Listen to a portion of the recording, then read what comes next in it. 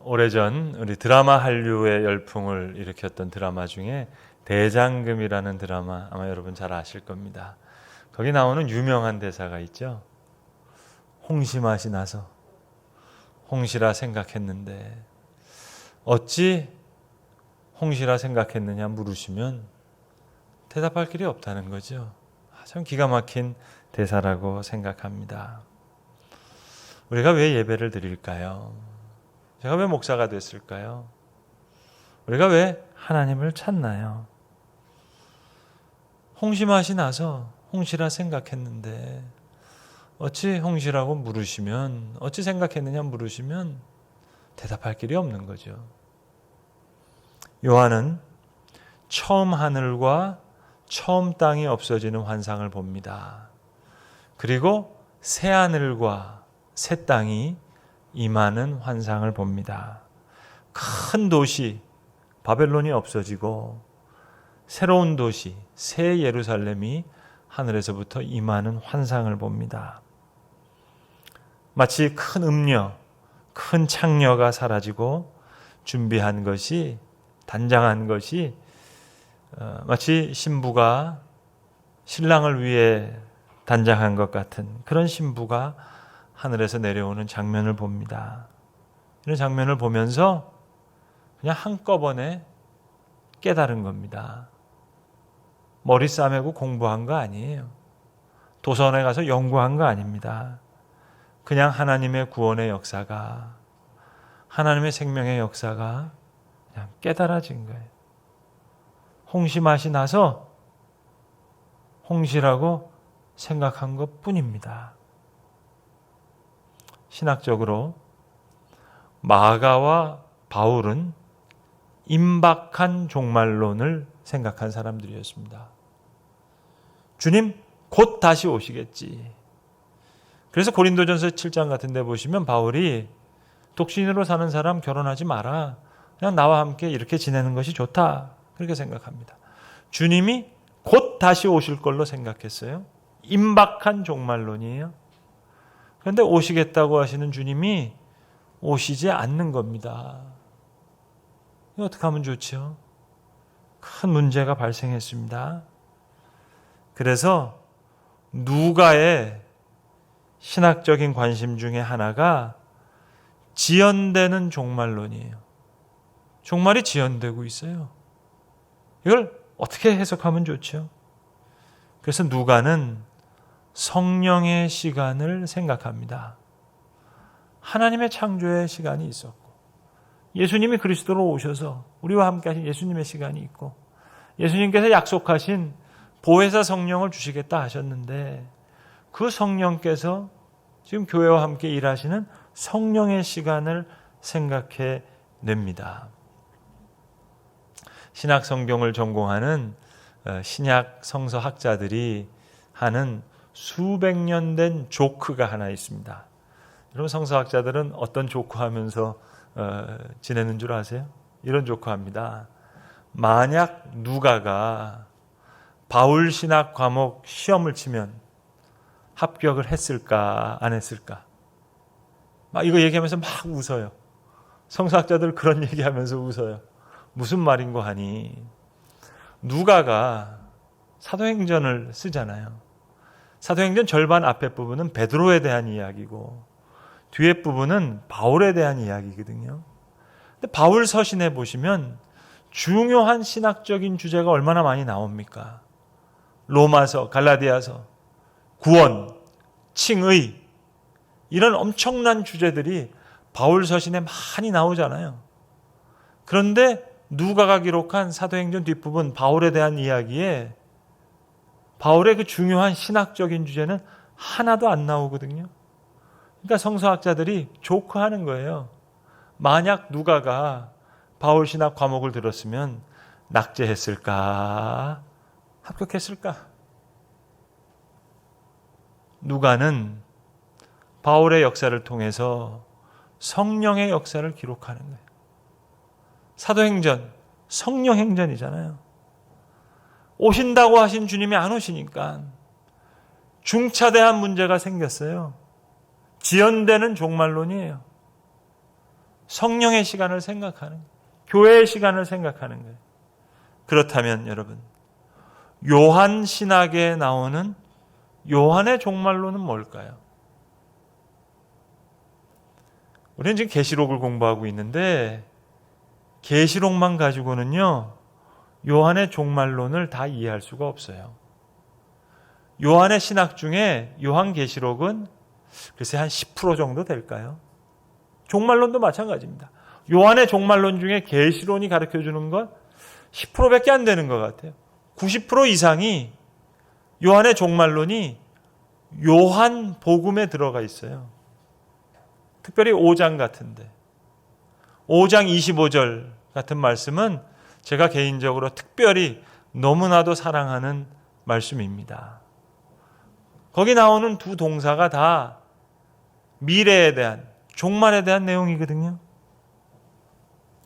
진실로 진실로 내가 너희에게 이르노니 죽은 자가 하나님의 아들의 음성을 들을 때가 오나니. 죽은 자가 하나님의 아들의 음성을 들을 때가 와요? 언제? 미래에, 종말에. 처음 동사가 미래예요. 마지막 동사도 미래예요. 듣는 자는 살아날 것이다. 듣는 자는 미래에, 종말에 살아날 것이다. 앞에도 미래고 뒤에도 미래예요. 그런데 가운데, 그러나 지금이 바로 그때다. 요한은 그렇게 얘기해요. 이게 요한이 생각하는 시간 개념이에요. 물리적인 과거, 현재, 미래가 아닙니다. 예수의 시간이 중심이에요. 과거의 모든 시간이 예수를 향해서 흘러요. 그리고 미래의 모든 시간이 다시 과거로 흘러들어가서 예수께로 다시 흡수되는 시간이에요. 예수의 시간만이 본질적인 시간이에요. 우리가 너무나 잘 아는 요한복음 4장 23절도 마찬가지 구절이에요. 우리가 매주일 예배의 부름에 얘기하잖아요. 하나님은 영이시니 예배하는 자는 영과 진리로 예배해야 된다. 그 말씀이 어떤 컨텍스트에 나오죠? 그 앞에 나오는 23절에 보시면 앞에 나오는 말도 미래예요. 뒤에 나오는 말도 미래예요. 아버지께서 자기에게 이렇게 예배하는 자를 찾으실 것이다. 처음 나오는 말도 아버지께 참되게 예배하는 자들은 영과 진리로 예배할 때가 오나니, 정말로 영과 진리로 예배할 때가 올 것이라는 거예요. 미래에, 종말에 올 거예요. 앞에도 그렇고 뒤에도 미래예요. 한국말 성경에는 잘 표현이 안 돼요. 찾으시리로다 이렇게 하니까. 헬라어로 보면 확실히 미래예요. 종말에도 아버지께서 자기에게 예배하는 자들을 그렇게 찾으실 것이다. 그런데 가운데 근데 지금이 바로 그때라. 이 예수의 시간으로 빨려 들어가는 거예요. 과거의 시간도 예수의 시간으로, 미래의 시간도 다시 과거로 들어가서 다시 예수의 시간으로 빨려 들어가는 거예요. 예수의 시간만이 본질적인 시간이에요. 그거와 관계가 없는 과거와 미래의 시간은 다 비본질적인 시간이에요. 그래서 요한이 이야기하는 창조는 창조 그 이전에 선재하시는 걸 얘기하는 거예요. 요한이 이야기하는 종말은 세상 끝이 아니에요. 세상 끝 그 이후에 다스리시는 예수님을 이야기하는 거예요. 죽은 자들이 하나님의 아들의 음성을 들을 때가 올 것이다. 듣는 자가 살아날 것이다. 종말의 미래. 그런데 바로 지금이 이때라. 아버지께 참되게 예배하는 자들은 영과 진리로 예배할 때가 올 것이다. 종말의 미래. 아버지께서는 자기에게 이렇게 예배하는 자들을 찾으실 것이다. 종말의 미래. 그런데 지금이 바로 이때라. 우리 예배 부름에 하는 말씀은 그런 뜻에서 나오는 말씀입니다. 하나님은 영이시니 예배하는 자는 영과 진리로 예배할지니라. 임박한 종말론, 지연되는 종말론이 요한의 종말론 속에서 다 해소가 되는 거예요. 다 해결이 되는 거예요. 그 말씀의 시간이 임하면 나는 빛의 거예요. 그게 구원이에요. 그게 생명이에요.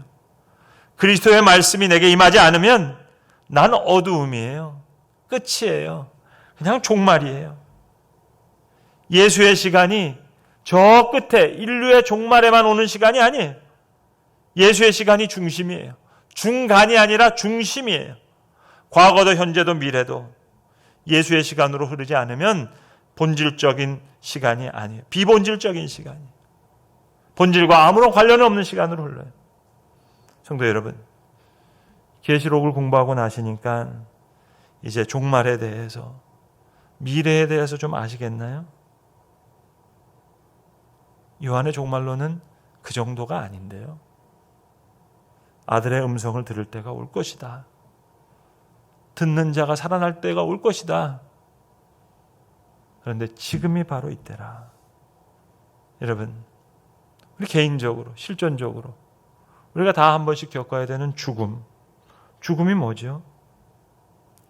과거, 현재, 미래라는 시간의 제한에서 벗어나서 시간을 초월해서 역사하시는, 하나님께서 직접 통치하시는 그 직접 하나님의 통치로 내가 들어가는 거예요. 인류의 종말의 끝까지 기다릴 필요가 없어요. 죽음은 인간의 시간과 공간의 제한을 뛰어넘으시는 하나님의 직접 통치에 내가 직접 들어가는 거예요. 그래서 믿는 자에게는 영생이에요. 죽은 자에게는 부활이에요. 우리의 죽음도 행복과 감사의 시간으로 흐르는 거예요. 혁명이죠, 혁명.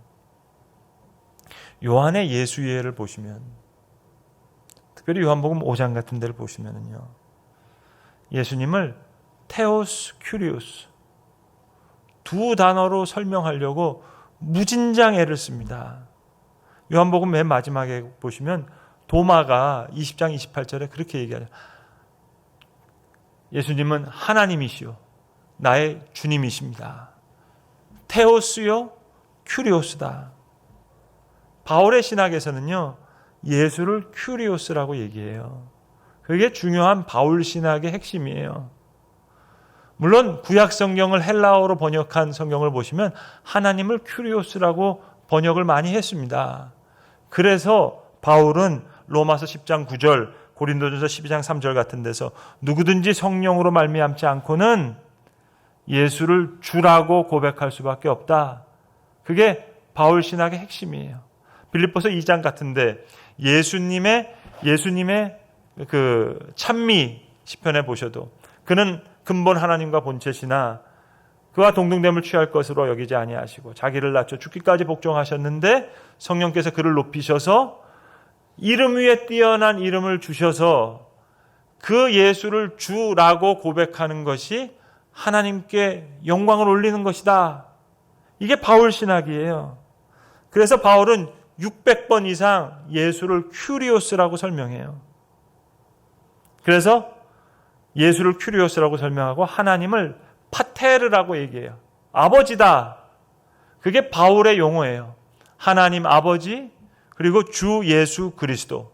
이게 바울의 용어예요. 그런데 요한은 한 걸음 더 나아가요. 예수를 테오스, 하나님이라고 언급해요.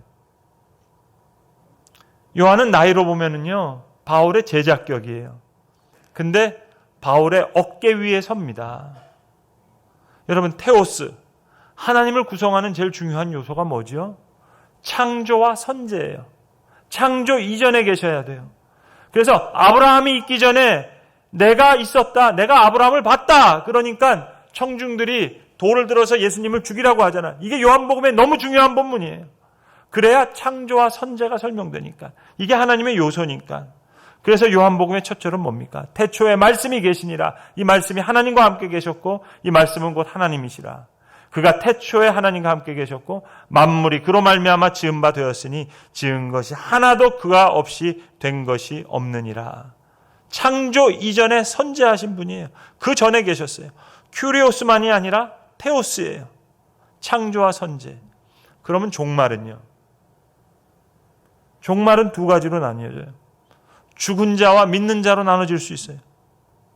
죽은 자의 부활, 믿는 자의 영생. 그래서 예수님 말씀하시잖아요. 요한복음에서. 죽어도 살겠고 살아서 믿는 자는 영원히 죽지 아니하리라. 죽은 자와 산 자를 모두 다스리시는 권한을 그리스도가 갖고 계시는 거예요. 이게 요한복음의 종말론이에요. 계시록만으로는 도저히 알 수가 없어요. 그래서 예수님은 테오스요 큐리오스인 거예요. 요한이 이야기하는 창조는 창조 그 이전의 시간이고, 요한이 이야기하는 종말은 세상 끝 그 이후의 시간이에요. 이게 요한의 시간 개념이에요. 창조 이전에도 종말 그 이후에도 완벽한 권세를 가지고 계신 예수, 테오스오 큐리오스예요. 하나님이 가지신 권능을 모두 예수가 가지시는 것을 무던히 증명하려고 하는 책이 요한복음이에요. 여러분, 이제 오늘 본문으로 돌아옵니다. 이렇게 예수를 믿는 요한이 예수님께서 환상을 보여주시겠다고 하고 해석하는 천사를 통해서 그 모든 뜻을 듣습니다. 모든 구원의 역사, 생명의 역사를 그냥 깨달았어요. 홍시 맛이 나서 그냥 홍시라고 생각한 거예요. 17장, 18장은 바벨론 멸망이에요. 17장에 해석하는 천사가 나와서 환상을 쫙 설명해 주는 거예요. 이게 바벨론 멸망이다. 그리고 18장에는 여러 사람이 나와서 슬픈 노래를 불러요. 세상 왕들이 아이고 바벨론 안 됐구나. 세상 상인들이 아이고 이렇게 무너졌으니까 안 됐구나. 그 도시와 관련해서 일하는 선장들, 선원들, 뱃사람들이 나와서 아이고 안 됐구나. 어떻게 한순간에 이렇게 됐느냐. 그렇게 슬퍼해서 노래를 불러요. 이렇게 슬퍼서 노래 부르는 18장 꽉 차 있는 말씀 가운데 오늘 우리가 읽은 딱 한 절 말씀이 기쁨의 목소리가 나오는 거예요. 하늘과 성도들과 사도들과 선지자들아, 그로 말미암아 즐거워하라. 여러분, 창조 이전의 그 시간, 종말 그 이후의 시간까지를 관장하시는 예수님의 환상이에요. 그러니까 그런 시간에서 보면 바벨론, 새 예루살렘이 하늘에서 땅에 임하기 위해서, 신부를 소개하기 위해서 음료는 없어지는 거죠. 우아이 우아이 해 폴리스에 메갈레, 화로다 화로다 큰 도시요. 똑같이 그렇게 노래를 불러요. 근데 이건 할렐루야의 전주곡이에요. 다음 장에서 할렐루야가 나오는 거예요, 여러분. 같은 수준의 이야기가 아니에요. 완전히 다른 차원의 얘기예요. 여러분, 요즘에 코로나 때문에 뭐 교회가 여기저기 뭐 많이 언급되잖아요. 그러니까 이제 뭐 목사님들, 때로는 교우들이 막 뭐 화가 나서 좀 안타까우니까 그 마음도 뭐 이해가 안 되는 거 아닙니다. 뭐 총리실에도 전화 걸고 뭐 그래서 왜 교회만 그러냐고, 저 스타벅스 갔더니 뭐 다 사람들이 마스크 안 쓰고 있는데 왜 거기는 그거 안 하고. 여러분, 그러면 교회가 같은 수준 되잖아요. 그럼 교회가 다방 되잖아요. 교회가 노래방입니까? 교회가 스타벅스입니까? 차원이 다르잖아요. 높은 수준이잖아요. 더 위험함에도 불구하고, 여러분, 병원보다 더 위험한 데가 있을까요? 그럼 더 필요하고 더 안전하게 하잖아요. 그러니까 더 위험하더라도 더 필요하고 더 안전한 곳으로. 우아이 우아이 해 폴리스에 메갈레, 화를 입었다 다 모든 세상 사람들이 그렇게 노래를 부르는데 이건 할렐루야의 전주곡이에요. 성도 여러분, 생존을 고민해야 될까요? 생존 중요하죠, 여러분. 아이들 좋은 대학교 가는 것도 중요하고, 사업하는 것도 중요하고, 직장에서 월급 버는 것도 얼마나 중요해요. 생존의 문제인데요. 그러나 우리는 생명을 이야기하는 곳이잖아요. 생명이 생존보다 훨씬 더 중요하잖아요. 우리가 아는 시간은 과거, 현재, 미래로 시간이 물리적인 시간이 아니잖아요. 예수님이 다스리시는 창조 그 이전의 시간, 종말 그 이후의 시간, 이 모든 시간은 예수의 시간으로 흐른다. 말씀의 시간으로 흐른다. 예수가 테오스고 큐리오스예요. 주님이세요. 하나님이세요. 하나님, 이름 한 번 부르면 다 되잖아요, 여러분. 느낌 알잖아요, 여러분. 이북에서 내려오신 권사님, 예전 제가 어렸을 때 보면 그저 새벽기도 오셔서 한마디 하시는 거예요. 아바디 내려와시오. 여러분, 그 한마디에 무슨 더 기도가 필요해요? 한마디에 다 수렴되는 거 아니겠어요? 수락관에 있는 상궁들, 나름 다 음식에 일가견 있는 사람들이죠. 그러니까 수락관 상궁으로 들어왔겠죠. 그런데 장금이한테 물어보잖아요. 어떻게 홍시라고 생각했느냐고. 과거, 현재, 미래, 물리적인 시간에 매여 있는 사람 생각하겠죠, 여러분. 레시피 중요하니까 양념이 뭐가 들어갔느냐, 몇 티스푼이냐 기록해서 되겠어요, 여러분? 장금이는 알잖아요. 여러분, 예수는 그렇게 아는 거예요. 홍시 맛이 나서 홍시라고 생각했는데 어찌 홍시라고 생각했느냐고 물으면 뭐라고 이야기할 수 있겠어요? 예수는 그렇게 아는 거예요. 말씀은 그렇게 이해하는 거예요. 우리의 삶은 그렇게 이해되는 거예요. 하나님의 생명의 역사는 그렇게 받아들여지는 거예요.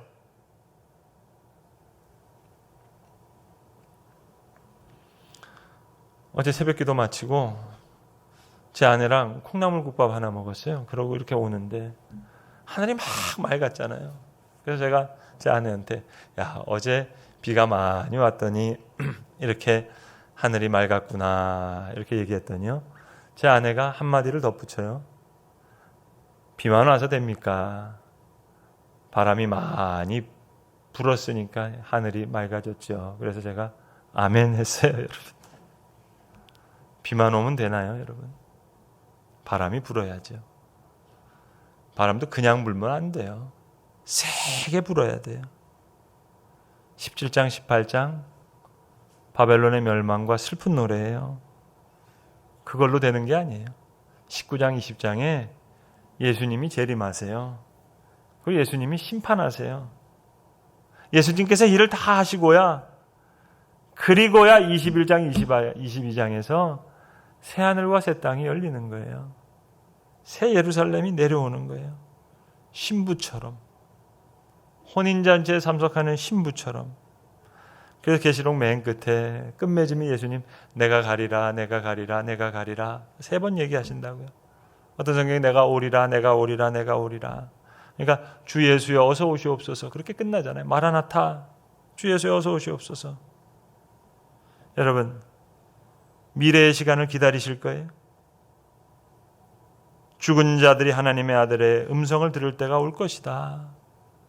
듣는 자가 살아날 때가 올 것이다. 아버지께 참되게 예배하는 자들 영과 진리로 예배할 때가 올 것이다. 아버지께서 자기에게 이렇게 예배하는 자들을 찾을 것이다. 그런데 지금이 바로 그때라. 예수의 시간은 중간이 아니라 중심이에요. 과거도 예수의 시간으로 흐르고 미래도 과거로 빨려 들어가서 다시 예수의 시간으로 흘러요. 적어도 그것이 요한이 가지고 있는 시간 개념이에요. 한 가지 이야기 드리고 말씀을 마치려고 합니다. 어제 오전에요.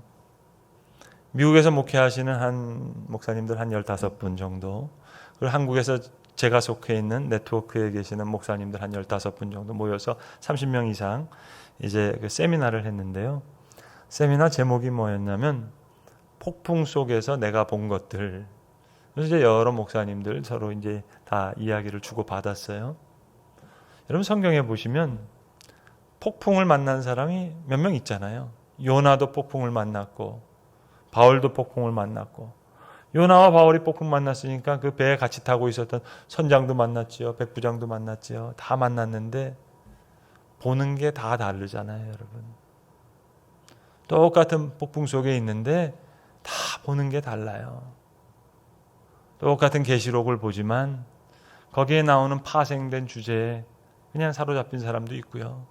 미래의 시간 그거 스케줄표 어떻게 되느냐 그거 하기 위해서 보는 사람도 있고요. 백부장이 보는 거와 선장이 보는 게 다 다르잖아요. 심지어는 폭풍 속에서 요나가 보는 것도 또 다르잖아요.